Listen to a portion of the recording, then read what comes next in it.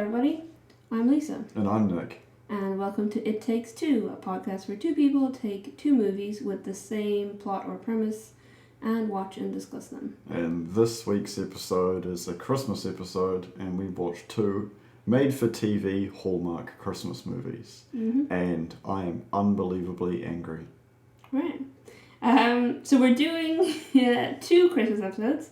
And part of the reason we're doing two Christmas episodes is so that the first one can be this made-for-TV formula stuff, and the second one can be movies we might actually enjoy. Yeah, because I am filled with rage right now, and that's why I demanded we record this as soon as we finished the last movie. Yeah. So we watched both these movies today, and I am livid. Okay. I'm absolutely livid. So the movies are Christmas Land from 2015 and Moonlight and Mistletoe from 2008. They have an IMDb rating of 5.9 and 6.3 respectively. So pretty mid-range. They are okay. Jumping in. Both movies revolve around a girl who's growing up in a fairy tale Christmas amusement park style thing. One being Christmas Land, the other one being Santaville. And they end up having to come back because of legal troubles in relation to the amusement park / event places. Well, that's not really why they come back. They come back because one of them in Christmas Land, she comes back because her grandmother dies. Yeah, Jules comes back to Christmas Land because her grandmother dies. And then in Moonlight and Mistletoe, she comes back because her father injures himself. He drives a sleigh into a tree trying to pick up a woman. Yes. And he's played by Tom Arnold, by the way. Yes. That's an important mention. And the grandmother in the first one is Maureen McCormick, who's one of the Brady Bunch. Doesn't look like a grandmother. She looks like she's 40. I did take notes of ages because you said that while we were watching it. So she was either 58 or 59 at the time of filming. She doesn't look it. So she's 23 years older than the person who plays her granddaughter as an adult, but she's 49 years older than the child version. So that would mean her and her child both had children in their early 20s, which is pretty normal. I guess. But yes. Okay. I feel like in both cases the adult that they were related to was more famous than the person playing the main character. But yeah. Maybe I just don't know them. Yeah, maybe they just needed a payday. Okay, so starting off in Christmas Land, everyone's super overly emotional in the beginning part, and it's really quite sappy in a sort of only a Hallmark kind of like, this is happiness, people, like, this is happiness with a price tag and happiness with like with a company branding on it. We are a living Christmas card. Yeah, and then Santaville, she's kind of despondent as a teenager because her dad, Tom Arnold, named Nicholas, is Santa, and he's like, I don't have a daughter, I have a number one elf, which is probably doing some emotional trauma to her. Yeah, I was going to say, that child must be so traumatized. Her whole life, her dad pretends that he doesn't have a child, and then like towards the end of the movie, he's like, oh, I've always loved you. He's like, you never told me that you love me. Like, you wouldn't even acknowledge that I was your daughter. Okay, so the differences between the two characters is very little. Jules is a social media expert who works for a campaign company, so I'm assuming big companies pay their company to expand their brand image using social media. Yeah, and so she gets promoted at the beginning of the movie to Executive Vice President of Brand Strategy. Brand Strategy. Brand Strategy. Marketing. No, I took it down word for word. And Holly, on the other hand, is in sales for a company that sells one-of-a-kind or unique items, and she's doing like going through screenshots of photos from a photo shoot of like individually made handcrafted items. Yeah, so they are like a marketing company for handcrafted stuff, and she's a sales manager is what she says she is. So somehow she's got the characters are so confusing and similar that I'm going to have to be very precise when I talk about who I'm talking about. Well, I think one of the big differences is that Jules in Christmas Land actually seems to enjoy Christmas and like markets things as Christmassy and is smiling through the whole movie, whereas Holly in Moonlight Mistletoe Is a workaholic. Well, yeah, they're both workaholics, but Holly hates Christmas and is like a bit of a Scrooge to her assistant, and she tries to tell her not to have Christmas decorations out, and she doesn't like it looks like frosty. The snowman exploded in here. Yeah. So she hates Christmas and she's very grumpy for most of the movie. I will say one thing about Christmas Land that I didn't notice in Santaville, and that's really bad ADR. Right.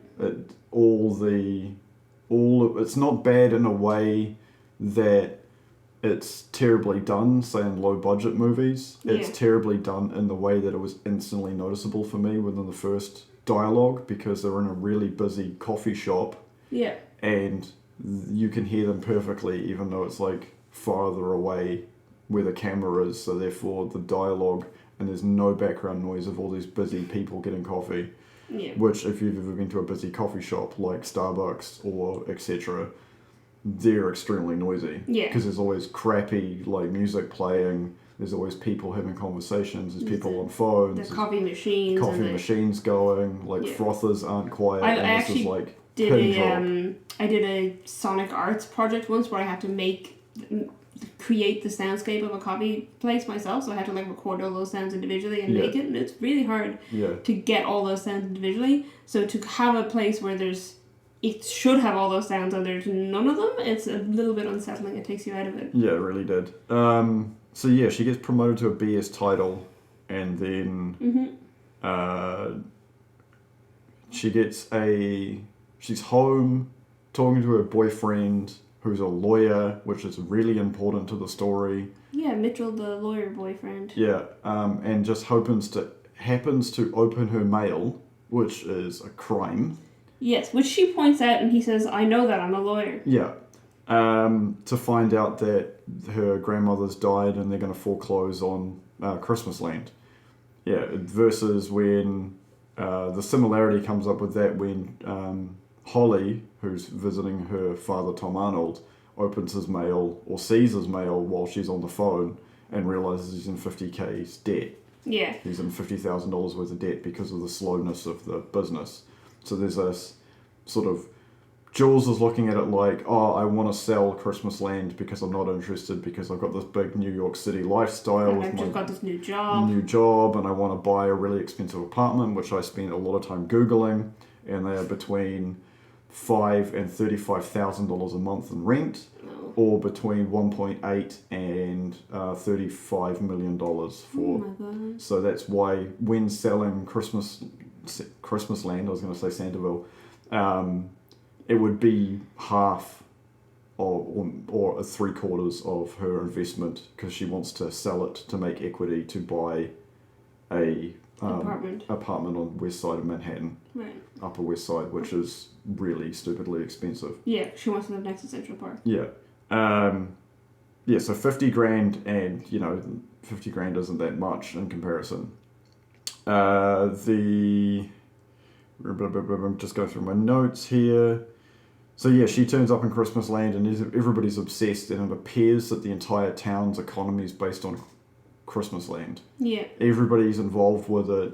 The hardware store, who's the only coloured, he's a black guy who runs the hardware store. It's like the only coloured person there, and he like gives them stuff for free to get it back to like a sellable standard.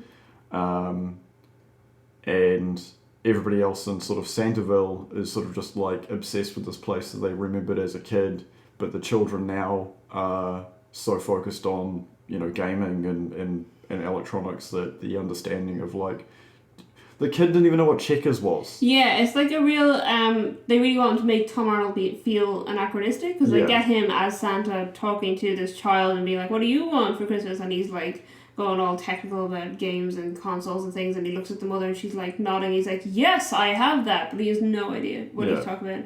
He has no concept of new technology or of what kids actually want, and he just wants to give them old handmade toys.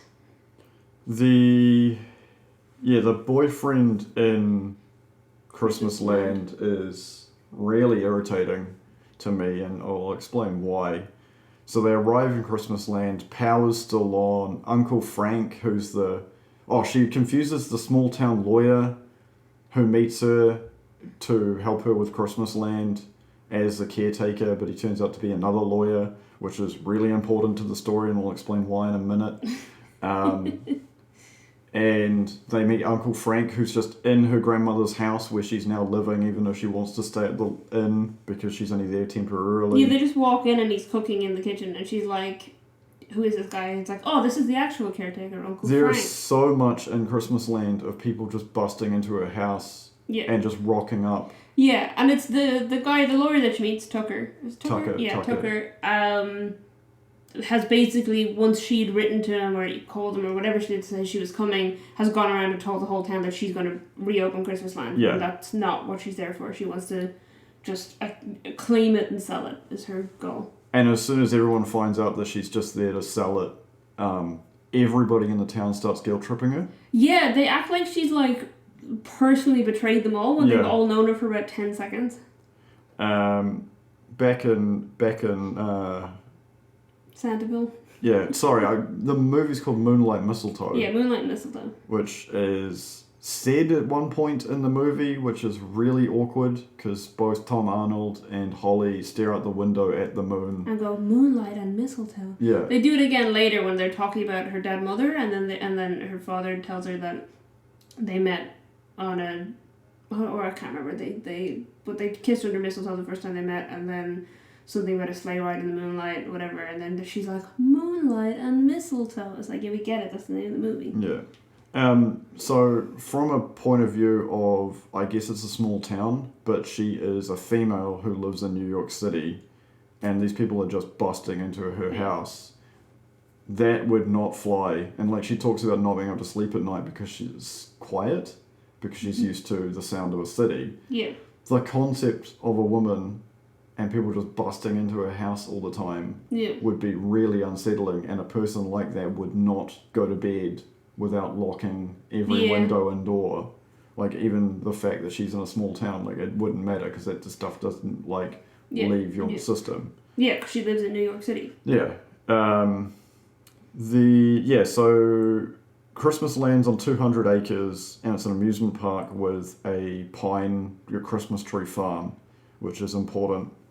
Which I'll explain in a second. Everything you mention is important and will be explained in a minute. Yeah. Sorry if I'm like taking up majority of the time. Like, please. It's okay. You're so angry. I will say the last note I wrote was after the second movie. I wrote, Nick looked so grumpy at the end of this film. Oh my god.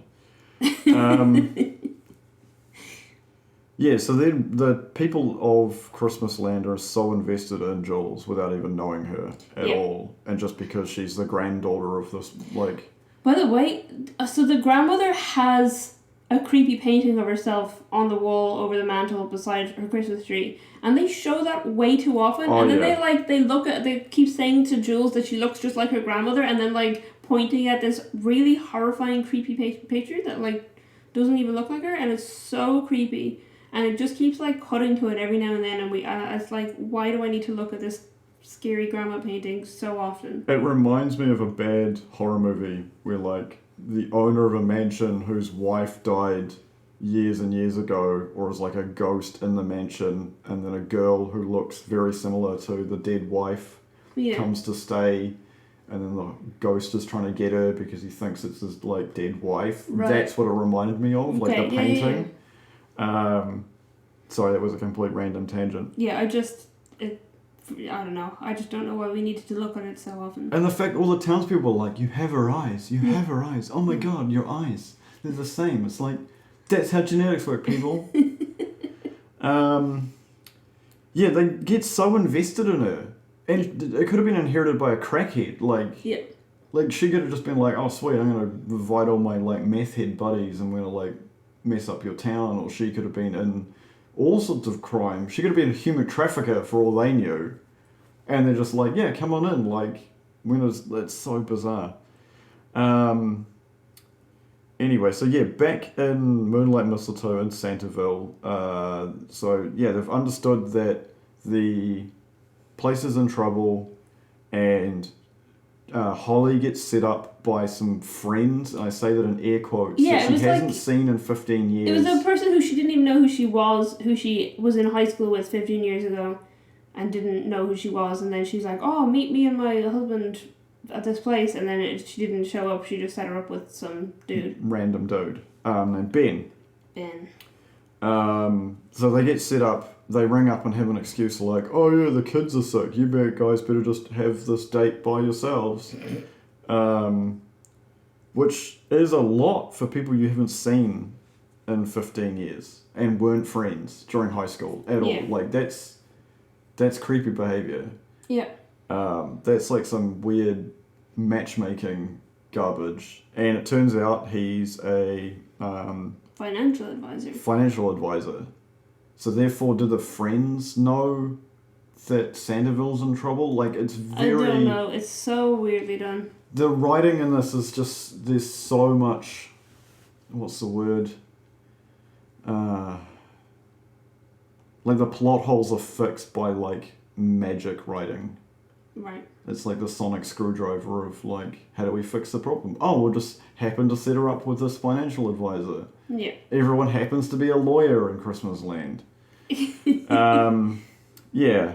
So Peter, who's like the main co-star of Moonlight Mistletoe. Moonlight Mistletoe is a guy that she met when she was a teenager, and he likes to, and I put this again in air quotes, make things.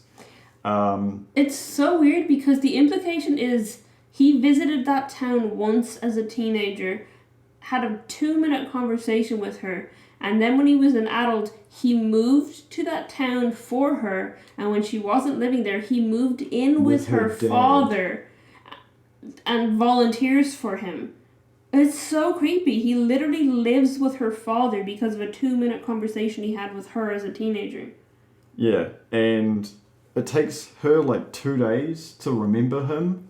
Yeah, because he introduces himself to her as Peter, and she's like, yeah, whatever. And then he's like, oh, we met once before, blah, blah, blah. We had this conversation about the Nutcracker. She's like, whatever. And then like 2 days later, he shows her that he's like been crafting all these Nutcracker dolls. And then he's like, and she's like, wow, you really liked Nutcracker? And he's like, yeah, someone told me about it once. And then like just tells her the plot of the Nutcracker. When he tells her the plot of the Nutcracker, she goes, Peter! And I was like, yeah, you idiot. Who do you think it was? There's some really weird quotes from Peter towards her that I find incredibly sinister. Because there's a point in time where she's meeting with Ben, and then he gives her a note to say, meet me on this bridge, which she used to spend a lot of time with her mother, who's now passed away. And they've never had that conversation, so therefore he's known that by talking to Tom Arnold about her, about his dead wife. Yeah. And the quote is, he went away. Now, going away is also slang for being in prison. Okay. So she's going to go meet a guy who went away and then came back and has no real job on a secluded bridge where her mother, like, and it's like a bridge over like icy water. It's an old like 1-lane bridge. There's wood, and it's just, and he's like parked in the middle of the bridge in his car and like out on foot waiting for her. Yeah. That is such a, he could have been a serial killer. Yeah, don't go near him. Yeah, and it's so weird because she like tells him how shitty it was to grow up with, or she tries to tell him how shitty it was to grow up with a dad who didn't acknowledge her and blah blah blah, and he's like, my parents left me in boarding school while they went on vacation, and then I graduated early and I went to college and I got several degrees, and then I decided to move here. And he's like, I wish it was Christmas every day. I'd swap lives with you in an instant. And she's like, okay. And he's like, well, you have someone who loves you and cares about you. She's like, I literally don't. Yeah. Okay. Back in Christmas Land, there's a bunch of weird stuff that happens in between, like major plot points. Yeah, Yeah, so they have like a fixing up montage, which always annoys me in movies because it just shows people doing stuff that's super mundane, but then there's like 200 acres worth. Yeah, and it's so slow, the montage. And then they do one in Moonlight and Mistletoe as well, but it's a montage of them, the marketing campaign, which is just her putting a sign saying "Remember" in loads of different shop windows. So yeah, then Mitchell turns up in Christmas Land when Jules hasn't returned, and he sets up a meeting with this guy who's willing to buy it off her. Tucker and him also went to law school at the same time and know each other, and they both have like a rivalry because Mitchell's been going around saying he finished first in class, where Tucker did. Yeah. So that sets it up that Mitchell is a liar, which becomes very important then later on. So they go to this meeting in Chicago, and I want to talk about this meeting very importantly because I looked up some legal stuff after the movie's finished. So they go to meet the guy who turns out to be, really interested in Christmas Land because he was trying to get it from his grandmother, and then she's just like, oh, you're going to keep it. And he's like, yeah, of course, I'm going to, do everything that'll make, everything perfect. Yeah. And she's like, no, you have to keep it, the way it is. The way it is. And he's like, yeah, of course. Yeah, this is Al from Home Improvement, by the way. Yeah. This is the guy. Oh, I didn't even realise. Wow, he looks terrible. Al from Home Improvement as a guy who wants to buy Christmas Land. I didn't even know that. Wow, that's so bad. And I watched all of Home Improvement. Yeah. Okay. Real flashback to the past. So yeah, the boyfriend, Mitchell, Jules, and Al from Home Improvement have a meeting over lunch. It's not a lunch. The only thing they've seen to do is drink alcohol, and this comes up very importantly, because contracts cannot be signed by someone intoxicated. And I'll get back to that in a second. Then they come back to town. Well, importantly, she signs a contract. Sorry, yeah. She literally signs a contract to sell it there and then their meeting for $1.7 million, and he hands her a check. Yeah, so she doesn't read the contract. The boyfriend, who's also a lawyer, who's her attorney, doesn't read the contract. Yeah. No one reads the contract. No one reads the contract. He just hands her a piece of paper and then she signs it. Yeah, after having please don't change Christmas Land speech at him. So then there's another random time jump, and these come up a lot because it's a made-for-Christmas movie and they do it as ad breaks. And I found it quite disjarring? No. What's the word? Disjointing? Disjointed in Moonlight Mistletoe, because they'll have a conversation during the daytime and then it'll instantly jump to night and they've just done everything that they said they were going to do. Right. And you just sort of have to play it off as they did it during the ad break. They did it while I was watching ads that I didn't watch. Yeah. Anyway, back, just hands them a check for $1.7 million. No one reads the contract. They've had no food during a business lunch. They've just been drinking alcohol. They turn up in a place. She gets randomly shoulder barged by a lady when they're going into a place. Yeah. So Mitchell holds the door open for her, and she just walks straight into him, and then she's like, "I don't miss that about the city." So this is in Chicago. They go from Christmas Land, which is in a small town, to Chicago for this, and then she goes back. So I guess Christmas Land is in Illinois somewhere. In Illinois, yeah, near the mountains. It's between two interstates, I think. No, because Santaville's... No, Christmas Land is between two interstates. Santaville is near two ski resorts. Ski resorts, yeah. So, doesn't read the contract. Shocked it's not going to stay open. Yeah, so literally the next day or whatever, some guy shows up who's an employee of Al from Home Improvement, and then they walk around and he's talking about selling all the land for real estate development, and she's like, "What? No!" And then she talks to Mitchell, her lying boyfriend, about it and is real upset, and he's like, "Well, yeah, he's a real estate developer, what do you expect?" She's like, "You knew about this." Yeah. So that comes to the ethics part of disbarring, and I'll talk about that more later. So ethics, you can, as a lawyer, if you're representing, you can't represent both clients, which clearly Mitchell's doing. Yeah.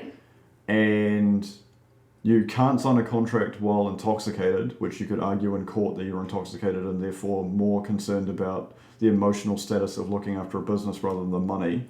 And clearly she's being taken advantage of because he had there was no, like, me and you bought a house together. Yeah. When you go to the real estate, when you sign the paperwork with the real estate agent, they are not allowed to tell you in our case, because it was, what was it? It wasn't by Tinder. What was the other thing? So we had to make a blind bid. Yeah, yeah. And then the first one we did was tender. Yeah. But the first offer we put in somewhere else was tender. But here we just put in an offer. Yeah, and then the client or the person selling the house to us came back with a different number. That's how you do it. There's no like, oh, I'm just going to give you $1.7 million. Here's a pre-written out check. Yeah. Like, and you see the check on screen, and he could have dropped that in the street and lost $1.7 million. Mm-hmm. Like, it's so bizarre. Anyway, yeah. So she was under duress of emotional. The lawyer was representing both parties, and she probably was intoxicated, being that she's a skinny lady, and all they've seen is drinking is cocktails, because they arrive and get given cocktails at the bar, and then they're sitting down, there's no food. They haven't looked like they've eaten. It's not like a waiter turns up or a waitress turns up and takes their plates away. And her lawyer also intentionally lies to her about what's happening. She goes to visit Al after the real estate developer turns up in Christmas Land. She goes to the office, barges right in, the secretary tries to stop her, and she's like, no, and Al from Home Improvement's like, no, it's fine. Then he makes her pay him he hasn't filed the paperwork. The paperwork's still, the original contract signed is still in his hand. Nothing's been done legally. Like, it hasn't been filed. Yeah. Both people don't have copies of the contract. It's not valid, from what I understanding of Googling contract law, in New Zealand at least. And then he makes her pay $1.3 million to get it back from him. Yeah, because he wants $3 million total, so the check that she hasn't actually cashed. Yeah. Plus an extra 1.3 million. It's just, what the hell? Like, just so aggravating, because this would not fly in reality. Yeah, and it's like, you have to have the money to meet by Christmas Eve. Yeah. It's like, what, 2-3 days away at this point? I don't know what. The time is very unclear weird. It's roughly around Christmas, but it's unclear about exactly when these things are happening. So the first thing she does is she brings the coffee company that she did the campaign for, and they sell her a contract over the phone to only serve their brand of coffee in Christmas Land for $800,000. $850,000. So that's exclusive right to sell their coffee in Christmas Land. Okay, so this is a contract done over the phone to bail out majority of the $1.3 million. Yeah. Then it turns out everybody in town has just massive stacks of cash hidden around. Yeah, just like stacks and stacks of $100 bills. Uncle Frank has a coffee tin that he's just hiding in her house. Yeah, which is technically legally hers, because any property within the house is hers, not his. And he just has like a coffee tin full of $100 bills. Yeah, and him plus a handful of other people from the town just hand over the extra $450,000 to her. And this is so bizarre, because remembering back that the entire town's economy is based on Christmas Land. Yeah. So there's two really annoying Karen-esque characters in this. One of them's a baker, and one of them makes ice cream. Yeah, so one's a baker, how would they have this kind of money lying around? And the other person that bails them out is the really helpful handy store owner. Yeah. So between 4 people, they just give her $100,000 each. Yes. We're getting too close to the end of the movie. Okay. So at the same time, Moonlight Mistletoe. Yeah, you go. Ben, the financial advisor, tells Holly that he's found someone who owns one of the ski resorts who wants to become a silent partner with her dad in Santaville, because that way they can do like package deals where people can go to Santaville and the ski resort as one thing. You with a discount of going to Santaville, you get free ski lift. Yeah, something like that. Yeah. And so she takes ages to convince her dad, because her dad doesn't want to sign it because he doesn't want someone else, having control over it. And they convince him, oh, they won't have control. You still have all the control. They're just silent partners. Her dad's best friend, which we haven't actually mentioned at this point. I think best Earl, friend. Yeah. Her dad's best friend, Earl. Also. Who's the other Santa. Yeah. They've two Santas in town. One is her dad. One is Earl. Earl is an old man. He's a lawyer. He tells them that he has read the contract and that there's nothing weird in there. It's totally standard. So she gets her dad to sign the contract, and then she brings the contract to Ben at a dinner. Like a dinner date. And then Ben's like, great, I'm just going to go take this phone call, and goes outside, and then their dinner arrives, and she's like, oh, keep it, because he's not here. And then she's like, oh no, actually put it on the table, I'll go get him. So then she goes outside, and he's on the phone, like, cackling like an evil maniac, being like, yeah, they fell for it, they didn't read the small print. Yeah. If they don't have $50,000 by Christmas Day, all of it is ours. And it's ridiculous. And then she just bails without confronting him. Yeah, she all. just leaves. And then so I thought it was very funny because we watched Christmas Land first, and in Christmas Land they're trying to raise $1.3 million to have like $3 million by Christmas Eve, and then in Santaland or in Santaville in Moonlight Mistletoe they're trying to get 50 get grand. 50 grand, which is so much smaller. I mean, it's made like 16 years earlier, so I guess it makes sense. 16? I thought it was 2008. Oh yeah, sorry, six years earlier. I can't add 7 years earlier. So there's a huge difference between 3 million and 50k. Yeah. Even in that time. Yeah, but it's just like ridiculous. So yeah,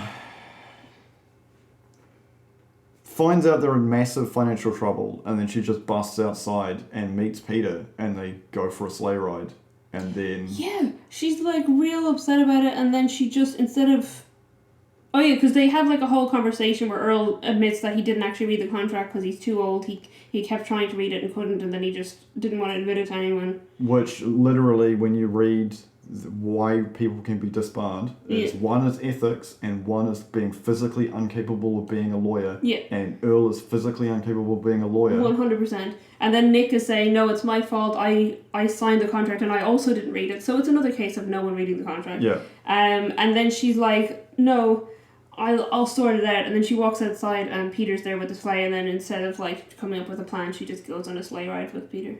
And they do this weird, and then there's a bunch of like weird jump cuts to the next day after they have like a heart-to-heart conversation about saving Christmasville, Santaville. And then she just uses her like special powers of being excellent at marketing to then try and fix everything. So both sides. Jules is doing it through social media, and Holly's doing it through marketing. Yeah, so she's got like, in-person marketing campaigns where all the shops around town have got like these remember things, and it's trying to make people remember what it used to be like. And she's got her dad set up with a blog so he can blog as Santa. Oh my god, he goes from what's a blog to I'll be blogging because I'm Santa within the space of a tiny montage. Yeah. There's a moment that really annoyed me, and I wrote a note for it. She's walking down the street, everyone's staring in windows of like little gift baskets that have the word remember on them, and they're blue with like Christmas decorations. Mm-hmm. And then she's like, oh, the campaign's really stepping up, Dad. It's because of that TV interview I did this morning. Yeah. What? There was, like, at least with, I was going to say Santaville. In Christmas Land. Christmas Land, she actually does like a news story. Yeah. But no, this is just like, oh, this happened, so therefore it's okay. I've got 400 hits on my blog. That is not going to save you. Yeah, and then so she then ends up calling her... Oh, yeah, so she ends up... Some random dude wants to buy one of Peter's Nutcracker things and buys it for $500, and they're like, oh my god, we can raise the money this way. They are so shitty. They're so bad. They are terrible. Oh my god, I thought they were so bad. So they're like supposed to be unique art pieces, but they're all exactly the same, and he's just painted them differently, but they look terrible. So if you could picture a nutcracker in your head right now, it's a little dude with an arm and the weird like ventriloquist doll jaw, Yeah, so he can and the crack top nuts in it. head, or in some of them they have like crowns, all part of the ballet, so they're like Renaissance-esque drawn or dressed. Sorry.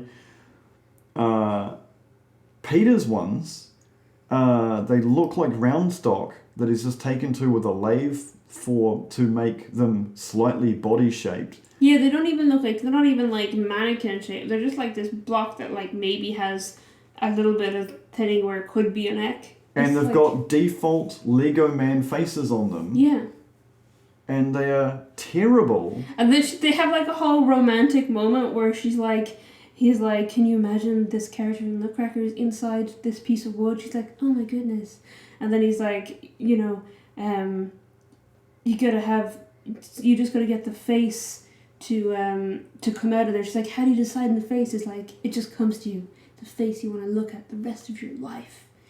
Which God. I have written, the note I've actually written for this is just about 12 question marks and then Nutcracker face. Because I literally, when I looked at it, I just typed out all the question marks and then I was like, I'm not going to remember what these question marks are about. So I just wrote Nutcracker face next to it. But it's so weird. So yeah, ramping up to the ending, you've got Centerville. It's doing really well because of the Remember campaign. He's selling out the nutcrackers, which are terribly made and terribly painted. And she tries to go back to the bank and argue with the bank about giving an extension or giving her a loan. At no point in time does she approach them about her getting a loan to cover it. Yeah. And so she's like talking about taking equity out of her apartment, but it's 50 grand. Like she goes to the bank and, you've made 28 grand. So they're still $22,000 short. Right. In Christmas Land, she just has a lockbox, which is way too small, by the way. Like, I've seen enough movies where gangsters hand over money to each other, and even if it was in $100 bills, it's a tiny lockbox. Like, you'd have if your kid or something you were running a bake sale, like, that's how big it is. It is tiny. It's smaller than an iPad, and it's supposed to have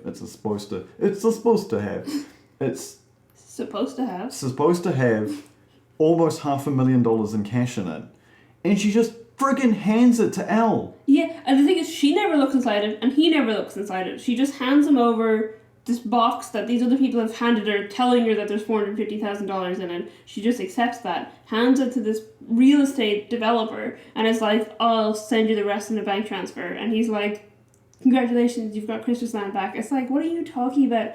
You're a businessman. Look in the box, at the very least. But maybe he knows that if he goes through with it, she's going to realize that he doesn't have a legal leg to stand on. To me, the $450,000 feels like a bribe, because there's no contract for that she signed agreeing to pay him $1.3 million. The original contract for $1.7 million is not being filed with anybody.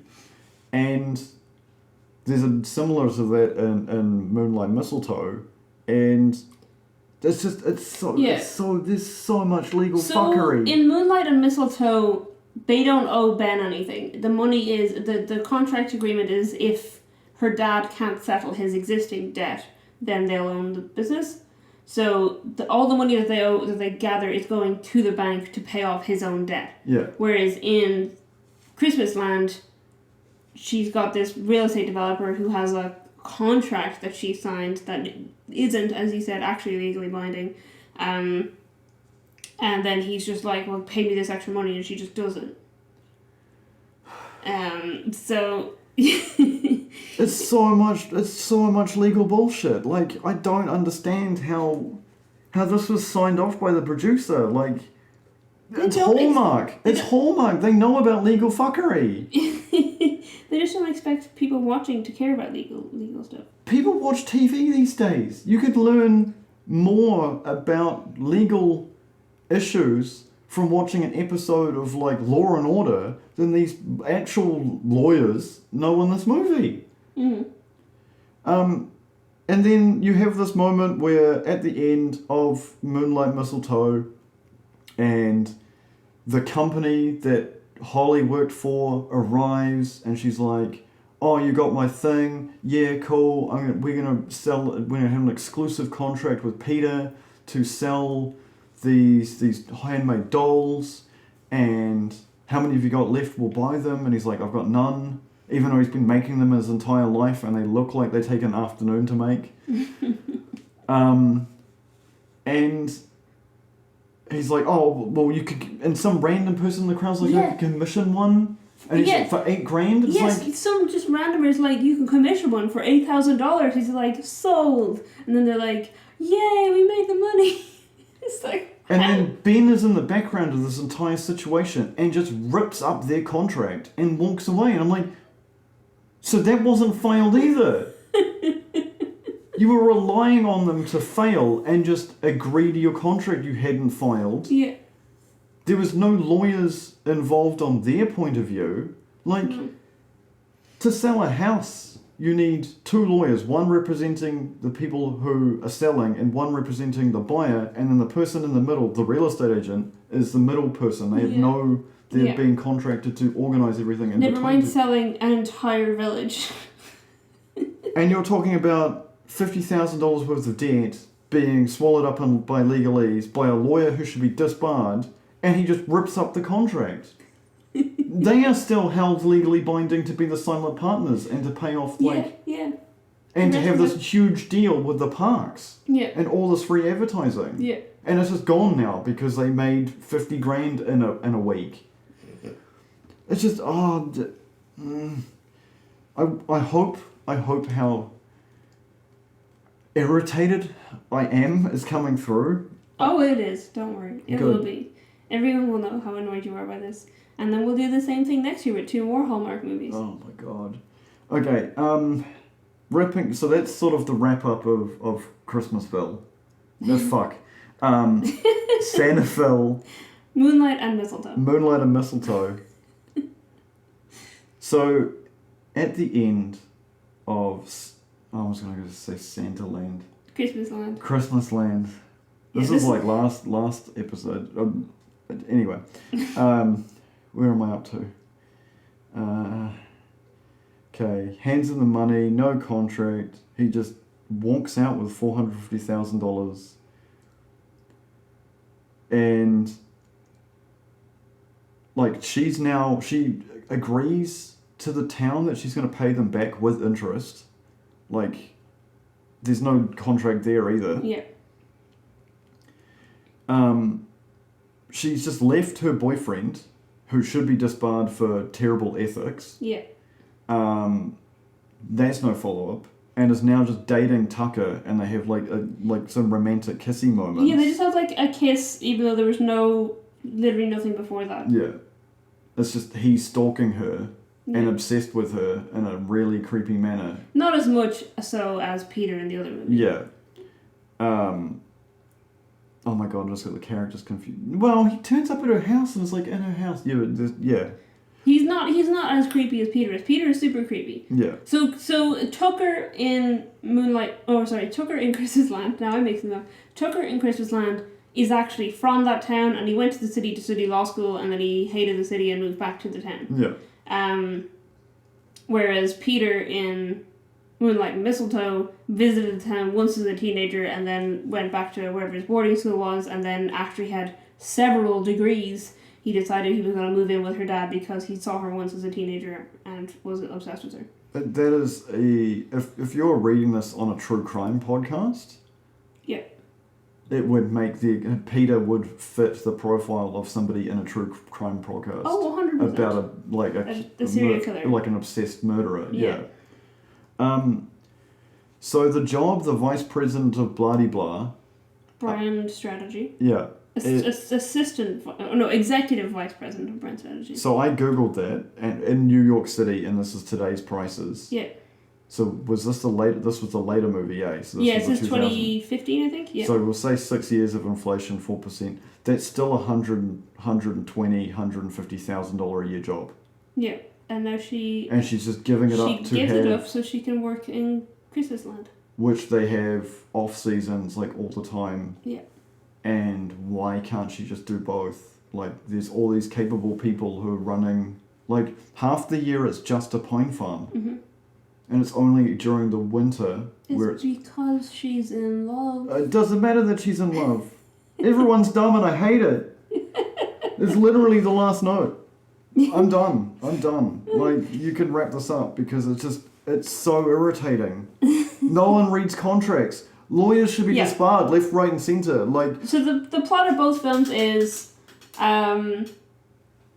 woman working in marketing has a family-owned Christmas village that she either inherits in one or helps out with in the other.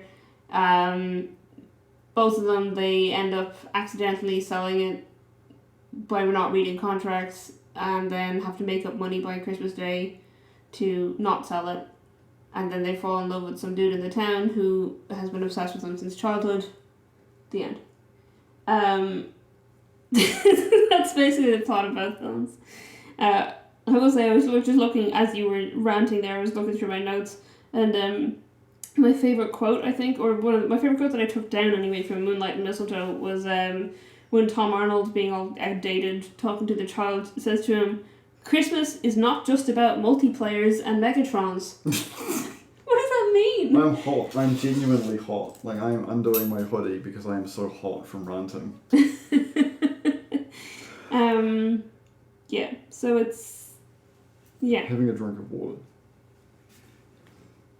Yeah. No, please Oh, sorry, continue. I thought you were like, you wanted me to turn off the microphone. No, stop the podcast. You keep going. I'm just done. Put a fork in me. Making some gulping noises over there.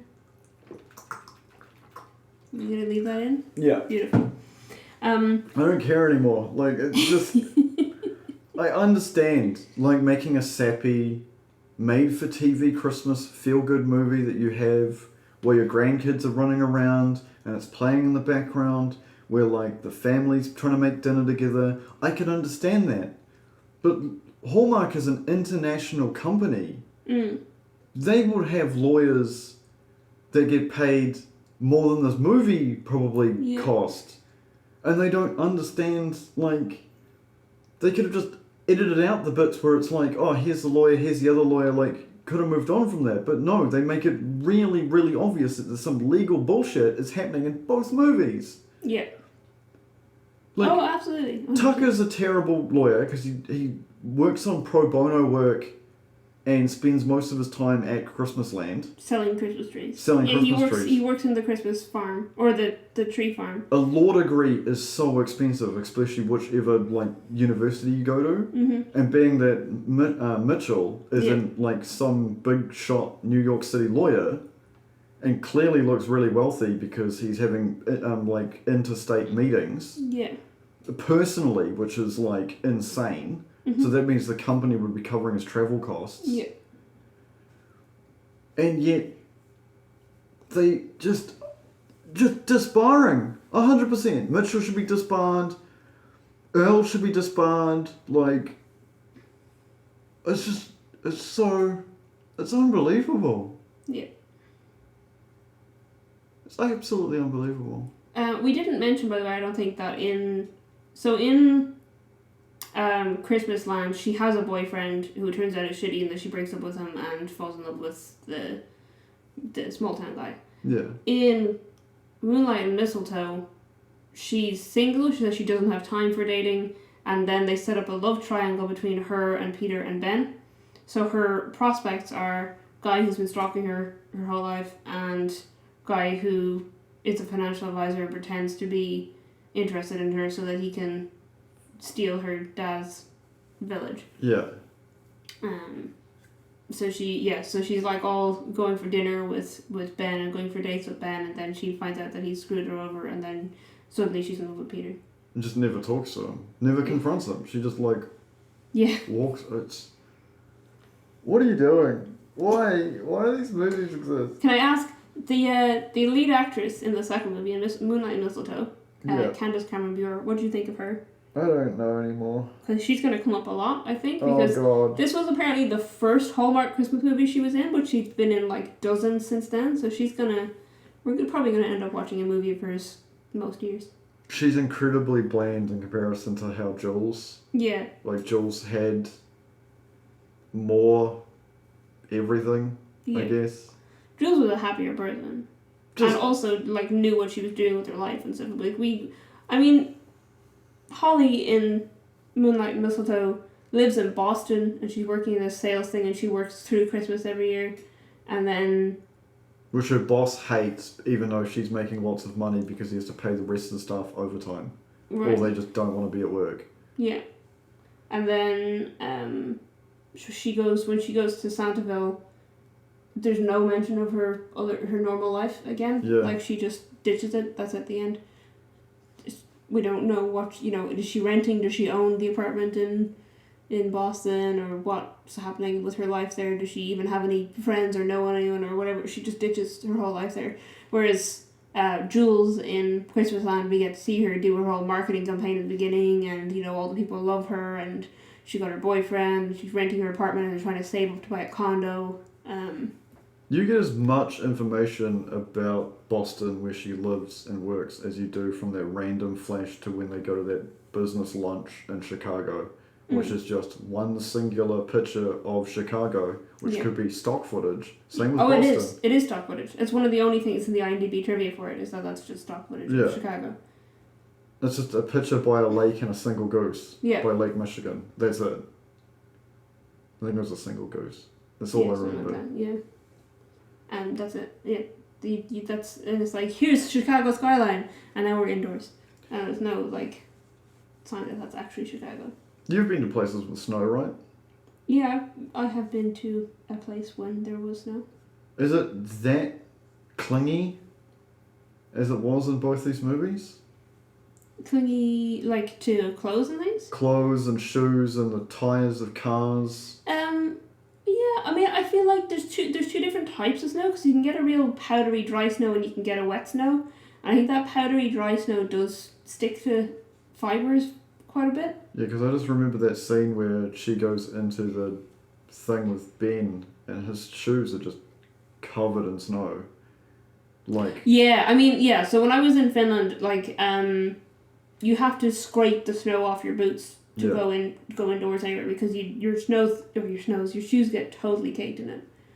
So there's things set up for you to kick your boots and then scrape your boots and things. So it is. Because he's literally just walking in the snow pile. Yeah. It does very much stick, because your feet are compacting it, and it gets all. I'm not a snow expert, but yeah, definitely we have to kick off our boots every time we're going to go indoors and scrape them off, and then if possible take them off inside the door and switch for other shoes or not wear shoes or It's also very interesting, a place that would literally have snow piled outside their door did not have any form of airlock in between the Yeah, because I was where I stayed up in Finland there was a room in between. Yeah. Yeah, kind of like an airlock type thing. So that's how I just call them in my head. Yeah, you want to keep it warm inside. Yeah. And these places are just floor to ceiling glass. Yeah, I feel like they're places that aren't cold all year though, because they'd be areas that would get quite warm in the summer months, because they're along the same latitude as where all those fires and things are happening at the moment. Oh, I say at the moment, I've just given away how far in advance we're pre-recording. It's all part of the secret. This was done today. This is not live. It was recorded hours earlier. Oh no. Hot and fresh out of the oven. I've given away our secret. Yeah. Yeah. We're recording it while it's still winter for us. Yeah. So we can get in the mindset of the snow. Oh dear. Anything else? I just want to move on. No, not really. There was no real notes for either they just are what they do what they say on the tin. They're just Hallmark Christmas movies. And that's I've got genuine catharsis now for getting all of that off my chest. Oh, that's good. That's good. Alright, and next week in 2 weeks' time, next episode will be more Christmas, but it'll be Christmas movies that we actually enjoy. That's good. Yeah. It'll be a relief. Yeah. It'll be good. Alright, so I guess that's us. You can find us on Facebook at It Takes Two Pod and on Twitter and Instagram at ItTakes2_pod. Is there anything else you want to add? Take care. Yeah. Don't watch Hallmark Christmas movies. Leave that to the professionals who have podcasts and torture themselves for you. Don't do it. Alright. And if you do like them, please comment. Yeah, please. Yeah, let us Tell me know. what I'm missing. Or recommend 2 more Hallmark movies for us to watch next year. Oh god. Because a lot of Hallmark movies have the same, very, very similar plots to each other, and we're excited to watch more Hallmark movies. Are we? Yeah, we're very excited to watch more Hallmark movies that are identical in plot. Alright. Okay. Alright, happy Christmas, everyone. Merry happy holidays. Merry happy holidays. We'll see you in 2 weeks' time for some more Christmas episode. And thank you very much for listening. Stay safe.